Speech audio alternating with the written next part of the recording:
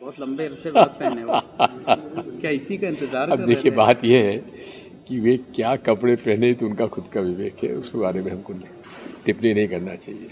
BJP के लोग ये कह रहे हैं कि संसदीय दल का नेता चुना जाना हो तो Sonia Gandhi, leader of opposition बनना हो तो राहुल गांधी, कांग्रेस परिवारवाद से बाहर नहीं आ पा रही है। बात यह है, एक परिवारवाद संघ परिवार चलता है, दूसरा एक परिवार जल्द और तैयार हो गया था, मोदी परिवार।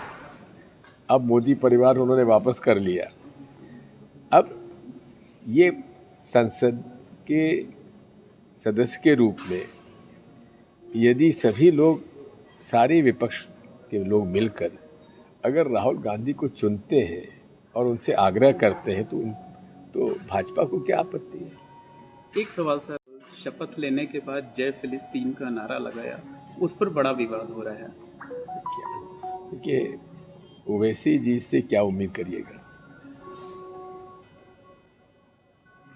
ठीक है सर, एक आखिरी सवाल है सर। पेपर लीक की कुछ घटनाएं हुई, जिसको लेकर तमाम जो है छात्र परेशान हैं। योगी सरकार एक अध्यादेश लेकर आई है, कड़े प्रावधान करेगी, इसको रोकेगी। क्या कहेंगे इसको लेकर? छात्रों की भविष्य का सवाल है। बात यह है कि जहाँ जहाँ डबल इंजन की सरकारें हैं, वहाँ वहाँ नीट के या एंट्रेंस एग्जामिनेशन के या भर्ती के न केवल पेपर लीक होते हैं, लेकिन नकल कराई जाती है और अपने प्रभाव के और अपने से संबंधित लोगों के चयन कराए जाते हैं और ये हजारों करोड़ का एक व्यवसाय बन चुका है। भाजपा, मेरी मान्यता है, व्यवसाय करने आती, जन सेवा करने नहीं आती है। अब सबके खिलाफ कार्रवाई हो रही है, लेकिन एनटीए के माननीय अध्यक्ष प्रदीप जोशी के बारे में क्यों कार्रवाई नहीं हो रही है, जो कि जनक हैं इस सारे घपले के? शुरुआत होती है व्यापम से, जब वे मध्य प्रदेश के पब्लिक सर्विस कमीशन के चेयरमैन थे। उस समय व्यापम पीएससी के नहीं था, लेकिन उसकी सारी योजनाएं वही हैं जो आज भी नीट में जिनका इस्तेमाल किया गया है।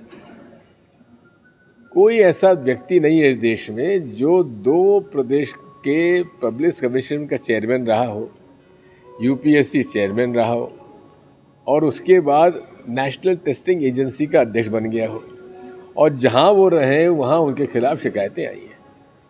उनके खिलाफ भी कार्रवाई होनी चाहिए। होना ही चाहिए, इस्तीफा मांगना चाहिए। सर, कर्नाटक के बाद हिजाब का विवाद महाराष्ट्र पहुंच गया है। छोड़िए, ये सब बातें आप लोग करते। माननीय प्रधानमंत्री जी ने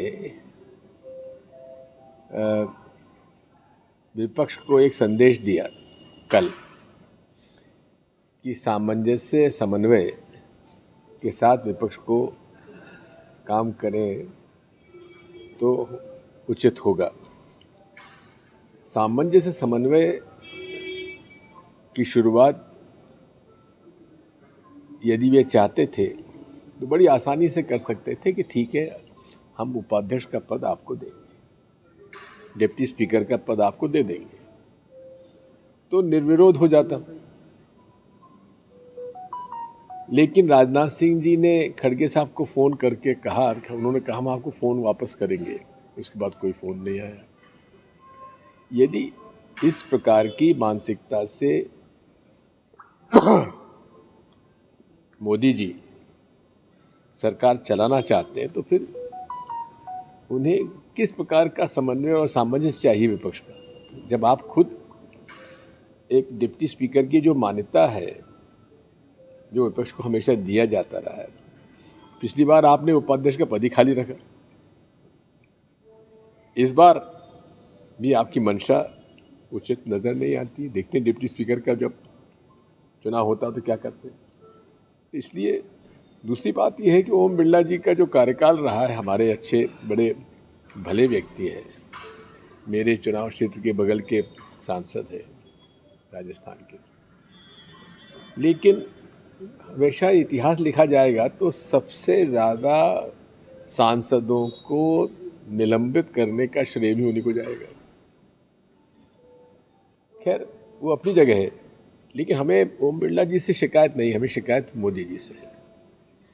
सर 10 सालों तक लीडर ऑफ अपोजिशन का पद खाली रहा है, राहुल जी बन रहे हैं जो है वो, क्या कहेंगे? ये एक बहुत ही हम लोगों के लिए एक गर्व की बात है कि राहुल गांधी जी ने अपना पिछले 5 सालों में जिस प्रकार से एक संघर्षशील नेतृत्व का प्रमाण दिया,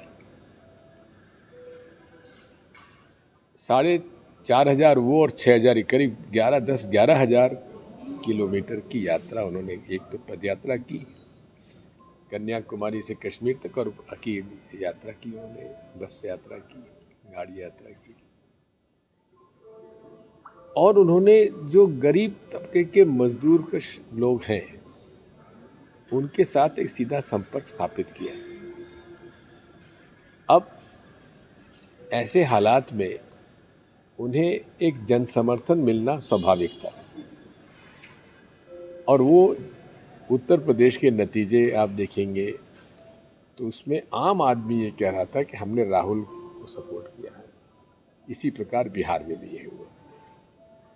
तो मैं समझता हूँ कि उन्होंने अपनी नई एक संघर्षशील नेता की छवि बनाई है, जिससे कि कांग्रेस को बड़ा फायदा हुआ, इंडिया अलायंस को फायदा हुआ है। बहुत लंबे अरसे के बाद उन्होंने